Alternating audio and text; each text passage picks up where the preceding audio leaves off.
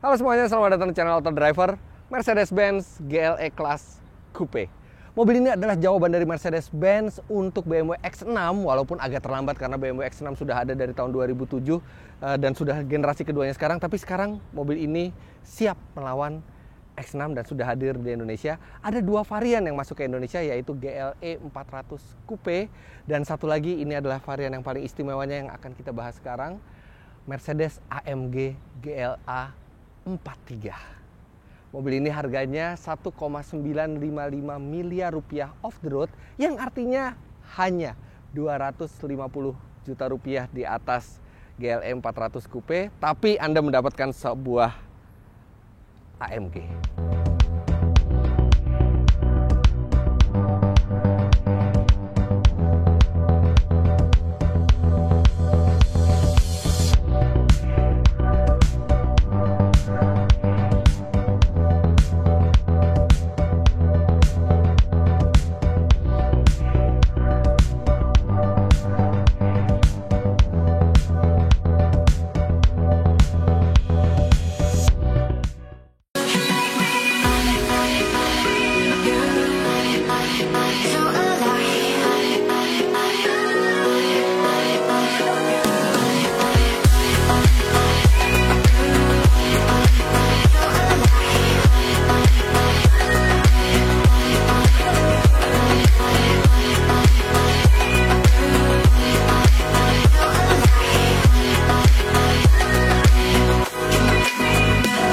Tidak mudah membuat sebuah SUV besar sejati seperti GLE Class menjadi bentuk coupe yang masih bisa diterima oleh orang desainnya atau bahkan dibilang cantik. Tapi Mercedes-Benz berhasil melakukannya.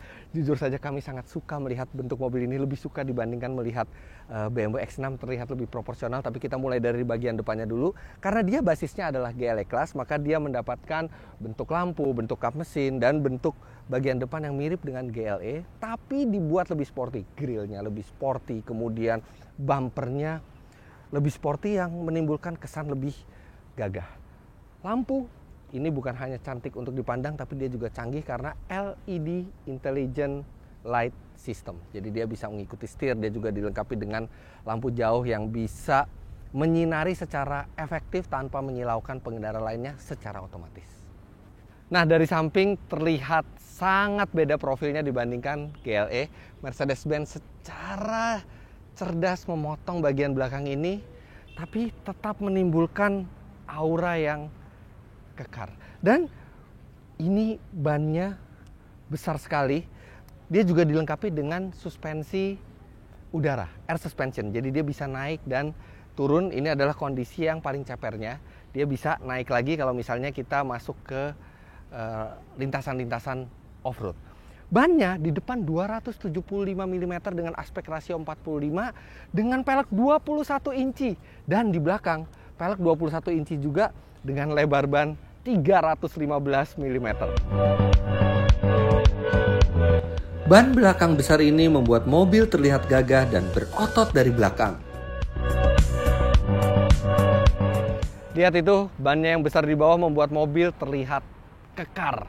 Oke, sekarang kita sudah di belakang, dan ketika sebuah pabrikan itu mengubah SUV menjadi coupe, itu sangat mudah bagi desainernya untuk bingung di bagian belakang ini dan membuat desain yang berantakan atau tidak enak untuk dipandang. Tapi Mercedes-Benz kebalikannya, desainer dari mobil ini berhasil membuat bagian belakang dari GLE Coupe menarik untuk dipandang dan rapi. Ada beberapa rahasia kenapa dia rapi. Pertama, kamera parkir itu disembunyikan secara cerdas di balik logonya. Jadi ketika Anda mundur baru logonya membuka dan keluar kamera parkir. Serta tidak ada tuas bagasi sama sekali. Tuas bagasinya ada di mana nanti kita lihat. Absennya tuas bagasi ini membuat tampilan itu jadi rapi, dan ditambah ducktail di belakang ini membuat tampilan jadi pas semuanya. Dan karena ini adalah GLE 43 AMG, ada logo emblem AMG dan GLE 43 di sini yang menambah kebanggaan pemiliknya. Nah, balik lagi ke tuas, di mana tuasnya? Tuasnya diletakkan di balik bumper. Iya, di sini. Jadi tidak mengganggu desain, dan begitu bagasi kita buka, kita bisa lihat luar biasa ruangnya. Sangat dalam dan sangat panjang, serta ini ada deck yang deck ini bisa Anda lepas kalau Anda ingin membawa barang bawaan yang lebih besar. Untuk memperbesar kapasitas bagasi, Anda bisa melipat jok paling belakang, walaupun untuk melipatnya tidak terlalu praktis. Untuk melipat bangku belakang, Anda harus memajukan jok depan secukupnya supaya tidak mentok. Lantas dilanjutkan melipat bagian bawah jok ke depan, melipat headrest ke belakang, dan lalu merebahkan sandaran jok. Tidak terlalu praktis melipatnya, tapi begitu sudah terlipat Anda akan mendapatkan ruang yang sangat besar, dan bahkan di bawah sini masih ada ban serep walaupun temporary, tapi Anda masih memiliki ban serep di mobil ini. Sekarang kita tegakkan lagi joknya dan melihat bagaimana duduk di dalamnya. Biasanya permasalahan di mobil coupe adalah space bagi penumpang belakang, terutama kepala. Tapi ini adalah coupe yang sangat besar, basisnya pun SUV. Jadi walaupun saya tingginya 177 cm, saya masih memiliki sisa ruang kepala. Tidak banyak, tapi tidak mentok sama sekali. Kemudian ini posisi mengemudi saya dan legroom saya juga masih lega. Serta yang paling menyenangkan, tempat duduknya ini cukup tinggi sehingga paha saya itu tersangga dengan baik.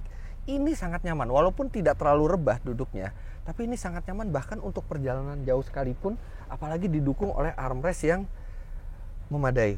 Tapi memang kalau ada minuman di sini ya armrestnya jadi tidak terlalu berfungsi, tapi ini duduknya nyaman.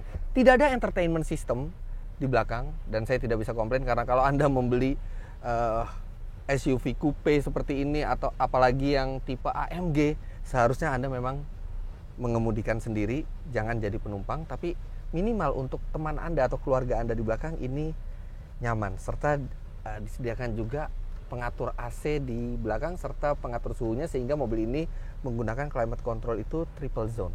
2 di depan, 1 di belakang zonanya. Tidak ada USB port, tapi disediakan slot 12 volt di bawah. Sebelum berpindah ke kokpit, kita lihat dulu pesona utama sebuah AMG, yaitu mesinnya.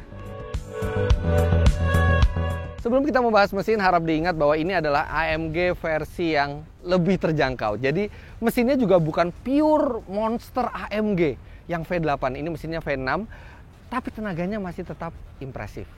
390 HP dengan torsi 520 Nm yang menyalurkan tenaganya ke 4 roda, bukan dengan transmisi dual clutch 7 speed seperti layaknya AMG, tapi konvensional namun 9 speed.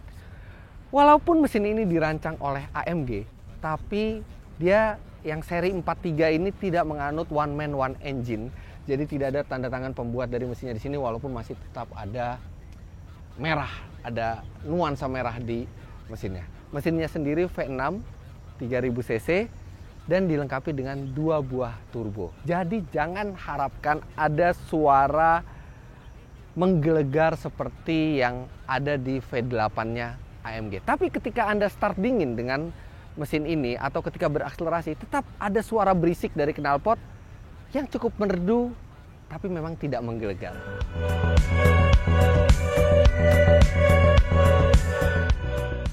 Ketika Anda masuk ke bagian kokpitnya, Anda akan langsung tahu asal-usul mobil ini. Yang pertama, dia memang sudah menggunakan keyless smart key, sehingga Anda tinggal sentuh tombol di situ dan kantungi kunci ketika mau mengunci atau membuka pintu. Tapi belum ada tombol start stop di sini, sehingga Anda tetap tidak praktis karena Anda harus mengambil lagi kunci untuk memutar kunci seperti biasa. Kemudian kelemahan kedua yang itu rasanya ada di seluruh Mercedes-Benz adalah ventilasi udara yang selalu membuka sendiri setiap berapa menit. Dan satu yang mengganggu adalah footstep ini. Footstep ini sejatinya untuk membantu kita naik turun mobil, tapi dia terlalu kecil. Jadi ini kalau di lumpur atau di basah ini bisa licin dan tidak nyaman untuk menggunakannya. Tapi kalau kita langkahi langsung, dia juga berpotensi untuk mengotori celana kita. Jadi Anda harus berhati-hati turun naik mobil ini, apalagi kalau footstepnya itu kotor. Bagian interiornya, terutama dashboard, itu sama dengan GLE yang menjadi basisnya. Nah, permasalahannya GLE Class atau dulu disebut sebagai ML Class itu sudah ada sejak tahun 2011, sehingga desain serta tombol-tombolnya itu tertinggal satu generasi dibandingkan Mercedes-Benz yang baru sekarang. Saya tidak komplain mengenai fungsinya, sangat senang menggunakan layout dashboard seperti ini. Menurut saya ini sangat easy to use, mudah digunakan, kemudian semuanya dalam jangkauan. Tapi memang ada perasaan menaiki mobil Mercedes-Benz yang out of date. Kalau kita bandingkan dengan C-Class, E-Class sekarang, itu sudah tertinggal. Bahkan dibanding GLC juga sudah tertinggal model dari dashboardnya. Kemudian sistem multimedianya ini juga sudah bagus gambarnya, dan dia sudah lebih sigap dibandingkan sebelumnya. Tapi memang tidak ada navigasi satelit. Namun saya tidak komplain, karena dengan cerdasnya Mercedes-Benz justru memberikan Apple CarPlay di mobil ini. Mungkin Mercedes-Benz tahu bahwa sebagian besar pemilik dari Mercedes-Benz itu menggunakan iPhone, sehingga mereka memberikan Apple CarPlay. Dan dengan adanya Apple CarPlay tidak butuh navigasi lagi, karena kita bisa menggunakan navigasi yang lebih canggih dibandingkan standar mobil, yaitu seperti Waze atau Google Maps yang bisa langsung menggambarkan estimasi kedatangan atau traffic, lalu lintas, semua bisa terlihat di layarnya ini. Nah, posisi mengemudi ini yang mencengangkan, karena ini posisi mengemudinya sangat baik, dan kami expect setir dari GLE Coupe ini akan sedikit ke kiri seperti layaknya Mercy lainnya yang itu selalu kami komplain, tapi kami tidak pernah tahu kenapa. Namun di GLE Coupe ini ternyata tidak, setirnya justru center dan pas. Nah, seperti ini mestinya mobil dibuat, setirnya itu tidak miring ke kiri tapi lurus seperti ini. Ini bagaimanapun juga tetap AMG, jadi ada sejumlah sentuhan yang menarik di sini, seperti lampu AMG yang menyala di bawah pintu, kemudian ada logo AMG di tachometer, di speedometer dan tachometer juga ada motif checker flag. Lantas mobil ini juga sudah dilengkapi dengan sistem audio dari Harman Kardon, serta kalau Anda mau bepergian jauh, bukan hanya alunan musik yang nikmat, tapi Anda bisa menjaga minuman Anda tetap dingin atau tetap hangat, karena di cup holdernya ini ada fitur pendingin dan pemanas. Di bagian konsol juga ada pengontrol untuk sistem multimedianya dan mode berkendara. Ada 5 mode berkendara di sini, tapi memang ini tombolnya lagi-lagi memang bukan yang model terkini. Dia juga ada manual mode. Kemudian ada Hill Descent Control. Di sini Mercedes-Benz menyebutnya sebagai DSR, Descent atau Downhill Speed Regulator.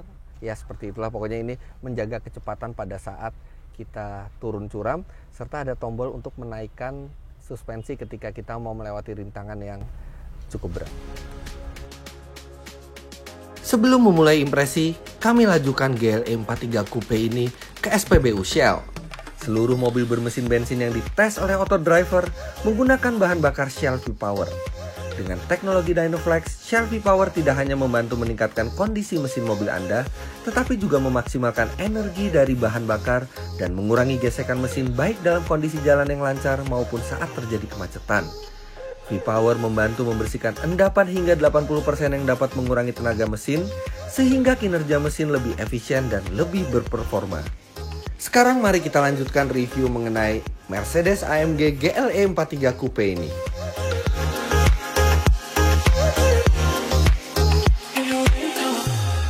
Pertama kali menjalankan mobil ini, Anda akan kagum dengan kemampuan mobil ini beradaptasi dengan dua kondisi yang berbeda. Di mode comfort, mobil ini sangat nyaman bandingkan suspensinya. Kemudian didukung oleh peredaman suara yang luar biasa. Mobil ini sangat nyaman untuk perjalanan jauh sekalipun. Saya sudah membawa mobil ini ke Cipali dan itu sangat rileks, tidak melelahkan sama sekali, dan tetap asyik untuk dikemudikan. Nyaman sekali. Tapi begitu Anda masukkan ke mode sport atau sport plus, pengendaliannya juga luar biasa. Memang suspensi udara yang dipakai di mobil ini adalah kuncinya, karena dia bisa mengubah kekerasan suspensi. Dia juga bisa naik turun sesuai dengan kebutuhan. Tapi kagum saja bagaimana Mercedes-Benz bisa membuat SUV sebesar ini itu fun to drive. Itu begitu Anda masukkan ke mode Sport Plus, ini rasanya seperti mobil sport. Pengendaliannya direct sekali. Saya tahu Mercedes-Benz itu lama sekali tidak dianggap sebagai mobil yang pengendaliannya baik, tapi ini berbeda. Ini setirnya presisi, daya cengkeramnya luar biasa, kestabilannya sangat baik. Kemudian perpindahan giginya juga berbeda. Kalau di mode comfort itu sangat halus, begitu di mode sport yang Anda butuh akselerasi maksimal, dia bisa perpindahan giginya itu menghentak, seakan ingin membuat mobil ini melaju secepat mungkin saat berakselerasi. Performa yang diusung mobil ini juga tidak main-main. Meski AMG versi terjangkau, laju SUV besar ini layaknya mobil sport.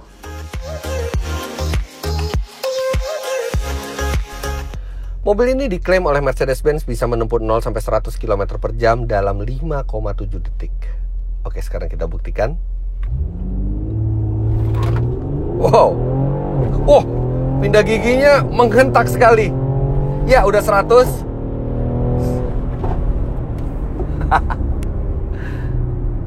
Hasil pengukuran kami di Indonesia dengan bahan bakar Shell V-Power dan aspal Indonesia di kondisi terik panas menghasilkan 0-100 km per jam dalam 5,8 detik. Hanya berselisih 0,1 detik dibandingkan klaimnya. Dan kita tahu klaimnya itu pasti dibuat di Eropa dengan udara yang dingin, dengan aspal yang lebih bagus. Luar biasa, SUV sebesar ini bisa melaju di bawah 6 detik untuk 0-100 km per jamnya. Kemudian top speed mobil ini itu dibatasi secara elektronik 250 km per jam. Dan yang paling menarik ketika kita masukkan ke mode sport atau sport plus, itu ada letupan-letupan ketika kita berpindah gigi, baik pindah gigi ke atas atau pindah gigi ke bawah. Silakan Anda dengar suara letupan-letupannya seperti ini.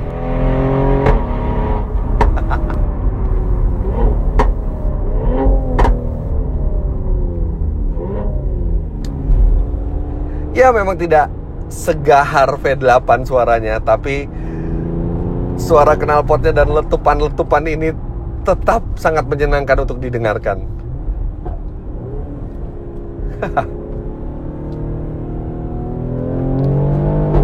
Woohoo! Wohohoho! Aha! Prap-prap!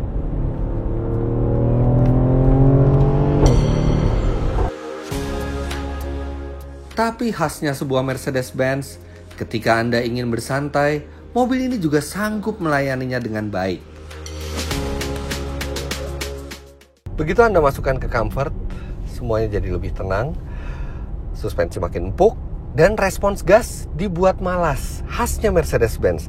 Jadi Anda injek gas agak dalam, tidak terjadi apa-apa, akselerasi itu halus, jadi membuat perjalanan yang rileks dan tidak mengintimidasi, apalagi ada panoramic roof di atas yang membuat aura kabin semakin positif. Makanya tadi saya bilang ini untuk perjalanan di jarak jauh itu rileks, nyaman, tenang. Di dalam kota juga begitu kalau di mode comfort. Berbeda dengan AMG yang seri 63 yang itu walaupun pure AMG tapi buat kebanyakan orang memang terasa terlalu hardcore dan cukup mengintimidasi. Selain kelebihan-kelebihan tadi, ada beberapa hal mengganggu yang kami rasakan. Di dalam kota dengan kecepatan rata-rata 22 km per jam, mobil ini hanya mencatat 7,1 km per liter. Itu pun kalau Anda tidak sering berakselerasi. Sedangkan di tol dengan kecepatan rata-rata 90 km per jam itu menghasilkan 11,5 km per liter. Oke lah, itu masih cukup irit untuk ukuran bodi sebesar ini dan tenaga serta akselerasi yang dihasilkan. Apalagi ini sebuah AMG. Rasanya tidak pantas untuk mengeluhkan konsumsi bahan bakarnya. Bahkan ini kurang boros untuk sebuah AMG. Ya memang karena ini bukan tipe terbuas dari AMG. Ini bukan 63, ini 43. Jujur saja, kami sebenarnya masih tidak rela seri 43 ini disebut AMG. Bagi kami, AMG sejati hanyalah yang 63 dengan mesin V8 deruman suara knalpot menggelegar, dan banyak pernik spesial luar dalam. Akan tetapi, kami tidak bisa memungkiri kalau AMG GLE 43 Coupe ini adalah sebuah mobil yang sangat memukau.